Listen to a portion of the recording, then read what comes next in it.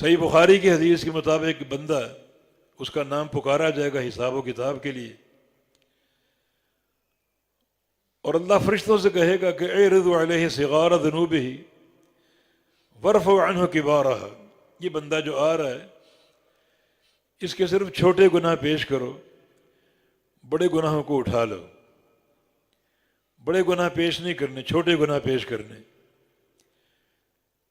چنانچہ جب وہ قریب پہنچ گیا تو چھوٹے گناہ پیش ہو رہے ہیں، اور بعض احادیث میں اس کے کھڑے ہونے کی کیفیت بیان ہے کہ یضع علیہ کنفہ، اللہ اپنی ایک جانب اس پر ڈال دے گا، یسترہ من الخلائق، اور ساری مخلوقات سے اس بندے کو چھپا لے گا۔ اب کوئی اس کو دیکھ نہیں رہا اور کوئی اس حساب و کتاب کی باتیں نہیں سن رہا، رب اور اس کے بندے کے مابین خفیہ باتیں جاری ہیں۔ اور باتیں کیا ہیں؟ یقررہ ذنوبہ، اللہ تعالیٰ اس کو اس کے گناہ یاد دلائے گا۔ عملت یوم کذا کذا و کذا، میرے بندے فلاں دن تم نے فلاں گناہ کیا تھا، بندہ اس کا اقرار کرے گا۔ تم نے فلاں دن فلاں فلاں گناہ کیا تھا، بندہ اس کا اقرار کرے گا۔ اور بالآخر اللہ تعالیٰ ملائکہ کو حکم دے گا کہ اجعلوها حسنات، ان سارے گناہوں کو نیکیاں بنا دو اور نیکیوں میں تبدیل کر دو۔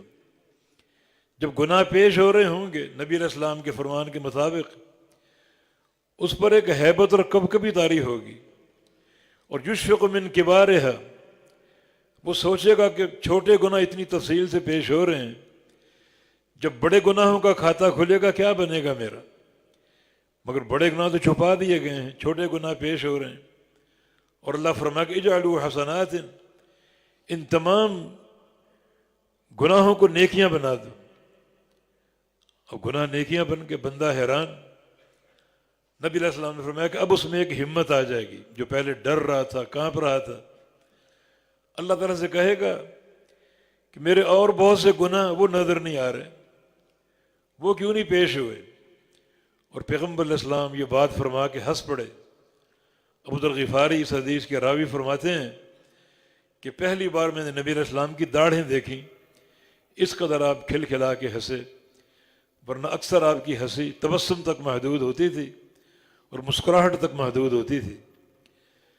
یہ ایک بندے کے حساب کا معاملہ، اس کی اساس کیا ہے؟ اللہ تعالیٰ کا خوف۔ الا من تاب وآمن وعمل عملا صالحا فاولئک یبدل اللہ سیئاتہم حسنات۔ ایک بندہ اپنے گناہوں کا احساس کر لے اور اس احساس کے بعد توبہ کر لے، اور توبہ ایسی کرے کہ پھر گناہوں کو جھانک کر نہ دیکھے، آمن، پختہ ایمان اور توحید ہو، وعمل عملا صالحا، اور نیک اعمال کا سلسلہ شروع ہو جائے، تو اللہ تعالیٰ قیامت کے دن اس بندے کے گناہوں کو نیکیاں بنا دیں گے اور تمام گناہوں کو نیکیوں میں تبدیل کر دے گا۔